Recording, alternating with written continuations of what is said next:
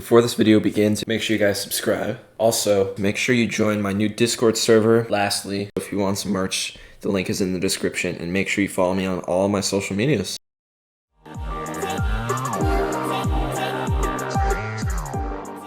Yo, what's up guys? It's Nick from Miguel Gaming, and welcome back to another MLB The Show 20 Dynasty video. As today, we have another episode of the top 10s, and today we are going to be doing the top 10 third basemen. So, those of you who haven't seen any of these videos, I started doing this last year. A bunch of people do it in the community, but I like to do my own list.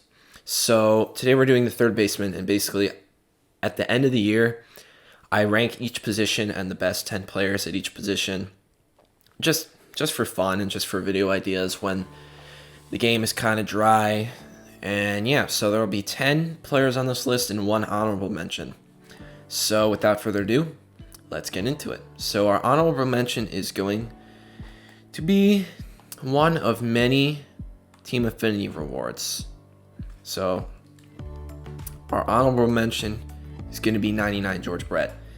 So George Brett, on paper, he's a great card, and he is a good card. He has high contact, solid power, great vision, great discipline, great clutch, good fielding, not great speed. But the reason why this guy is below a bunch of guys ahead of him is just because of the power, and what he's good at isn't as necessary as the guys ahead of him, what they're good at.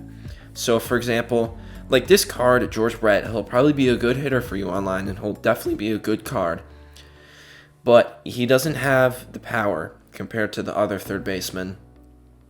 He is a contact hitter. That's what he was known for. He's one of the best of all time. It's nothing on his MLB career. It's just that his card isn't fit it doesn't fit what you need in a third baseman, in my opinion. And you need power and you need fielding. And the fielding is good, but it's not elite, and there are guys ahead of him that are elite with power and fielding. But he's still going to be the honorable mention because he can still get the job done, just not the way that I like it. Like, for example, his highest stat besides contact versus righties is vision, and vision doesn't matter as much as it did in previous games. So George Brett, he's the Royals Stage 3 reward. If you're a Royals fan and you want him, go get him. He'll be good, but there are better options. So George Brett is our honorable mention, and at number 10, we're going to go to another Stage 3 reward, and it's going to be Harman Killebrew. And Harman Killebrew is pretty much the opposite of George Brett. Harman Killebrew has endgame power. I mean, it's 121 to 125. His contact is solid. His discipline and clutch is good. He has 3 positions, third, left, and first, but he can't play any of them well at all. And with 39 speed, if you put him in left, you're crazy. But this card is pretty much just there to hit homers, and on paper he should be higher than a couple guys. I have him, but I mean, I don't know, I just didn't do well with him, and his swing is a little hard to get down online. But this card is he's just there to hit homers, and that's pretty much it. He's just there to hit like homers and doubles and just get extra base hits. He's going to strike out a lot. He's not going to be good in the field, but he's still one of the best power hitting third basemen in the game. So he's going to be number 10. At number 9, we are going to have another Stage 3 card, and it's going to be Mike Schmidt. Now, Mike Schmidt, the reason why I have him ahead of Harman Killebrew, ahead of Harman Killebrew, is because of his fielding. Now, Mike Schmidt, you're losing a little bit of contact and a little bit of power. You're not really losing that much discipline, or you aren't, because he is max. I don't know what I'm saying. You aren't losing that much vision, but it doesn't really matter. You aren't losing that much clutch, and you're getting a revolutionary upgrade in the field for this Mike Schmidt card. These two cards are very similar, except Harman Killebrew is a little better at hitting, and Mike Schmidt is incredibly better at fielding, which is why he's going to be ahead of Harman Killebrew. If you had to choose between these two to do a Stage 3, I would definitely choose Mike Schmidt.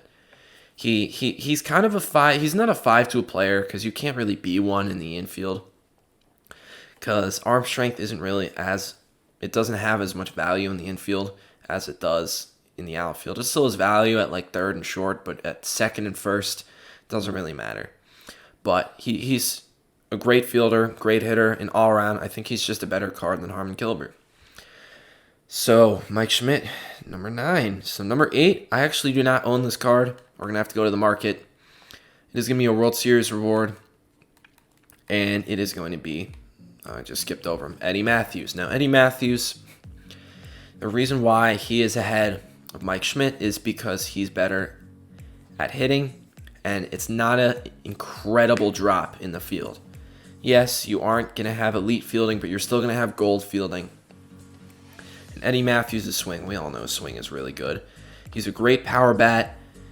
I don't know, I just like Eddie Matthews' cards more, and I think that having a lefty who can hit both sides is better than having a righty who can hit both sides. I don't know why, I just like lefties more than righties. I like splitting up my lineup though. And the reason why he's ahead, you could put Schmidt ahead of him. I would understand why, but in my opinion, I just feel like Eddie Matthews has a better swing. He all around is pretty much the same card, just a little worse fielding, but I just prefer him. So Eddie Matthews, number 8, number 7. The card's not sellable, so we have to go to the squad screen, and we're going to go to Signature Series Miguel Cabrera. Now, Miguel Cabrera is ahead of Eddie Matthews because he's a better hitter. He almost has maxed out contact against both sides. He has probably a little worse power, not drastic. Better clutch and discipline, total. Fielding is 5 points less, but his arm and his accuracy pretty similar, and he has 4 positions, and Eddie Matthews has 2. So Miguel Cabrera, I think, is the only reason he's higher is just because he has better contact. Another very similar card, but a big difference between Miguel Cabrera and Eddie Matthews. Miguel Cabrera you get for free by doing one of the programs. Eddie Matthews, you either have to buy him for 1 million stubs, or you have to make World Series. So that's something you have to keep in count when you're making your decision of who you want to get. But Miguel Cabrera, in my opinion, is a better card, disregarding the price and how you get him. So Miguel Cabrera is going to be number 7. Number 6, we have Nolan Arenado, and Nolan Arenado, the reason why I have him ahead of Miguel Cabrera is because he's just better fielding. Fielding is elite. His bat is still elite. It's not as good as Miguel Cabrera's because Miguel Cabrera has better contact, but that's all he has on Nolan Arenado. Yes, with Miguel Cabrera, you get a plus like 15 to both contacts, but Nolan Arenado's fielding is so much better. And that's really what puts him ahead of Miguel Cabrera. Number 5. Now, number 5 and number 4 are pretty much the exact same cards, except for like a couple things. And you'll see after I go over the number 4. So number 5 is going to be Player of the Month, Jose Ramirez. So Jose Ramirez, 99 overall. He has 2 99s. I didn't want to include this Jose Ramirez as well, just because you can't have both. If I had to put him on the list, I don't even think he'd make the list. But Jose Ramirez, the Player of the Month, is going to be our number 5. Now, if you take a look at this card, it doesn't get better against lefties. 125, 125. Against righties, still good. 95, 103. He's a gold fielder, gold reaction. He has some speed. He can play the entire infield and left. He's a switch hitter. All right. He's going to be number 5. He's better than Nolan Arenado because he has tons of positions. The fielding drops a little, but the hitting is better. Another very similar card. But the reason why I have him compared to number 4, and they are literally, they are so similar, it's unbelievable. We're going to go to the market because I don't own this card, and it's going to be the cheater. Where is he? There he is, the cheater, Alex Bregman. Now, if you look at these two cards right next to each other, this is very similar to back in like April or May when the community compared the 94 prime Brian Roberts and the future stars Vidal Brujan. Like those two cards were almost the same card, but Alex Bregman and Jose Ramirez are almost the same card as well. They both have 125 against lefties. Alex Bregman barely has better stats against righties. I think he gets +3 versus for contact and power. I don't know, but they're pretty much the same thing. Their fielding is pretty much the same thing, except Alex Bregman's accuracy is a little lower. The speed is pretty much the same. The positions are the same pretty much, except for Bregman not having second base. Like, these cards are copy and paste.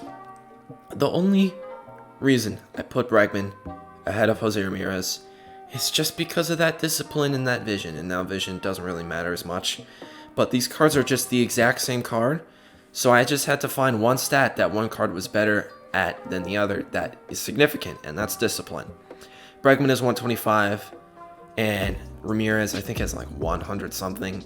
It's still good, but like these two cards are just the same card. That's the only reason I have Bregman at 4 and Ramirez at 5. So number 3 is going to be a BR flawless card, and it's going to be Chipper Jones. Now, Chipper Jones, I have him ahead of Alex Bregman and Jose Ramirez. I just feel like Chipper Jones' swing is so glitchy. He's a switch hitter. He's a legend all time. He has left field.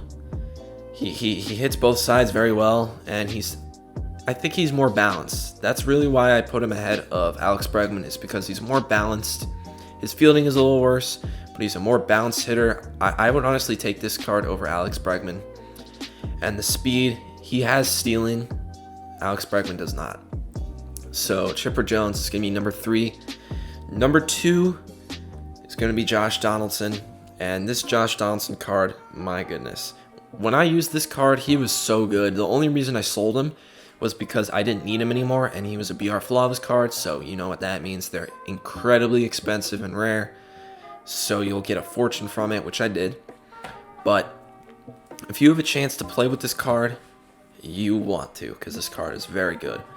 I've played with him myself. He was very good for me. I just had to get rid of him just because I had better options, and his value was just so big that I couldn't hold on to him. But Josh Donaldson, here he is. 102 versus righties, 104, 114 versus lefties. So if you compare him to Chipper Jones, Chipper Jones has better contact versus righties, but he has worse power versus lefties. Josh Donaldson is just compared to that. He's well-rounded, like 102, 104, 102. Those are all very similar, and then 114. The fielding, that's really the main reason why he's ahead of Chipper Jones. They're pretty similar, but Josh Donaldson is a much better fielder. So this Josh Donaldson card was so good. I hope he's obtainable next year, because I want to get him again. I just love this card. He doesn't have the vision compared to other guys, but it's not really necessary this year in MLB 20. His fielding's great. His reaction is 93 too.